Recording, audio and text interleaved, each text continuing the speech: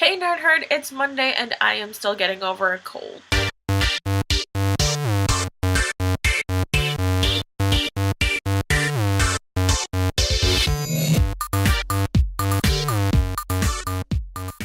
So this week on Project Nerdy, we are talking about our favorite apps or games for our phone, and as luck would have it, my phone is broken today. That's kind of the genius behind the app that I want to talk about, because my favorite app is Evernote. For those of you who don't use Evernote, it's kind of like an iCloud app where you write something and it automatically syncs to all your other devices, which is wonderful for a very forgetful person like me. I always think of something wonderful and then forget about it like 10 minutes later, so I need to write it down. And as long as I have any of those devices with me, I can just add it there and have it on all 3 devices, which is great. I really love that technology has come so far that we can do this now, like write ourselves a note and not worry about losing it and not having to remember where we wrote it. It's really great for people like me. The organization of it is great. You can have different notebooks. For instance, I have a notebook for writing stuff. So if there's something that I have to remember for my book, I put that in one notebook. And then I have one for YouTube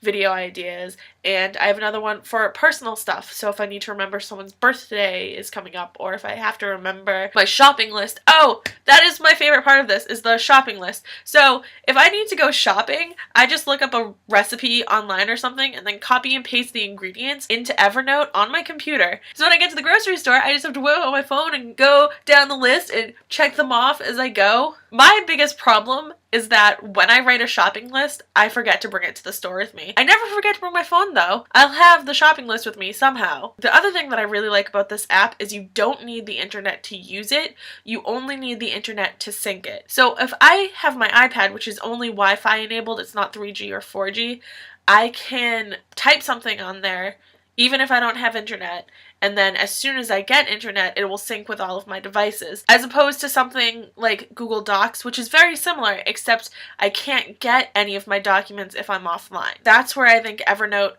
kind of beats all the other apps out there. The one thing that I don't like about Evernote is that it's really hard to share notes with other people. I know Nick and I had tried to share something on Evernote between the two of us, and I think he couldn't edit it, or he couldn't receive it, or there was some trouble with it. So it's not easy for sharing, but it's great for syncing for yourself. Oh, and it has an elephant as its icon, so that's pretty cool. So if you don't like it for anything else, like the fact that it has an elephant. And my question for the viewers is, how do you write your grocery shopping list? Do you have an app for it like I do, or do you go old school and use pen and paper or pencil and paper, or older school quill and parchment?